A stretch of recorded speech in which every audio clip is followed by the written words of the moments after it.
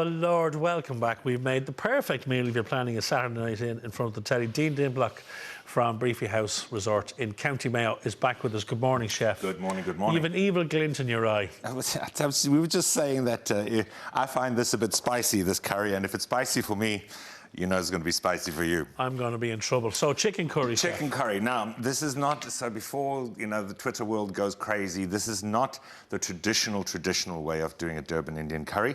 I'm doing a few cheats. Normally it's cooked on top of a stove for a long period of time. I pop it in the oven and bake it. Okay. So it doesn't burn, there's no problems. Okay. Right, and I've also sped up a little bit on the recipe by pre-caramelizing the onions. Yeah. While that's caramelizing, I'll actually put this down here. I'm going to start the spices. Now, most of these spices are actually ingredients for a garam masala.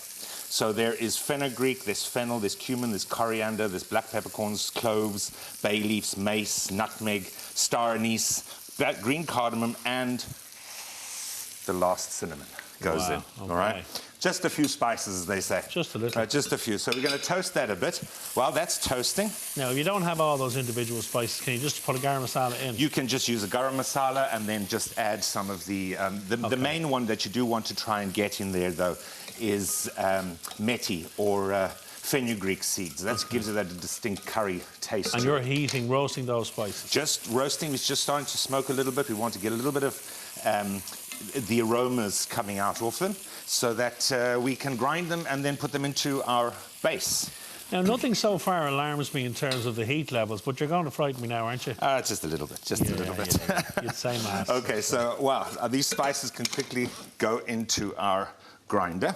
Okay. Right, so there we go. I have hot envy, by the way. That's a fine casserole dish you have there. Yes. You should be used to that one by now. I know. I love when I see that coming into the studio. I love it. You know it's going to be good. So all your spices, just 30 seconds in the pan, heating through. Just a quick one, and then we start grinding them up.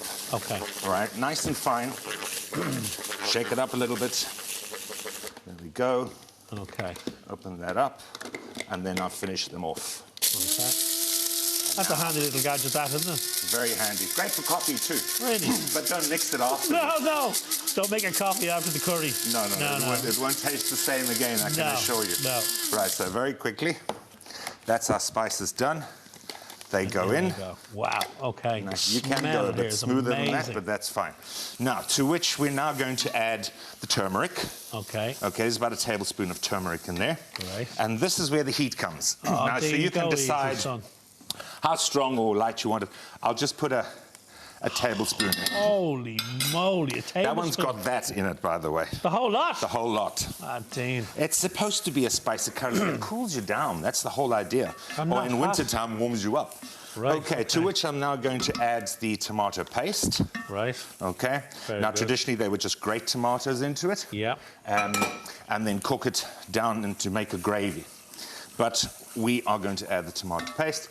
And then passata. I'm using a tomato passata because it's 99.9% tomato. Okay. Which is great. Could you use a tin of tomatoes if you had? You could, but they're much lower in tomato content. Oh, so right, look for one that's got a good quality amount of tomato in it. Okay. Okay? Beautiful. So we start that process. I'm going to just put a chicken bouillon cube in. Lovely. A little chicken stock. A little bit of seasoning. The salt. Lovely. Our ginger garlic. Okay. Can also go in, and we've got to cook that out. Obviously, for time, we don't really have all the time in the world, but very important ingredient in Indian curry from South Africa specifically is curry leaves. Yeah. You have smelt these before. They're like a bit of a lemony smell to them. Beautiful. Okay. So once we've made our gravy base as such, we can put in our chicken. Now, this is chicken on the bone. Thigh meat, which I've just trimmed down a little bit and browned. It can all be done in one pot at the same time, but just for time purposes, I've pre-made it. So you browned off those? Just brown them off, Now. Okay. Now, if you wanted to go vegetarian in this, just put in whatever veg at this point, absolutely. whatever you want. You'll make the sauce first and then put the veg into it. Yeah. I'm also going to add some little potatoes. They're nice and firm. Okay. Peel them, and I'm putting some of the water into as well. Okay. Just to start the process. Right. Okay. Now, this goes into the oven at about 180 degrees for about half an hour. Okay. After which you want to take it out and just give it a stir. Okay. Check it, see how it's getting on.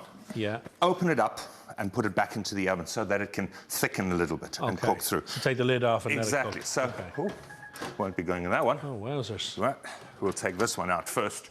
So this is the one you made earlier. This is the one and of course, because you made it earlier, it's got hotter and hotter and hotter, hasn't it, Dean?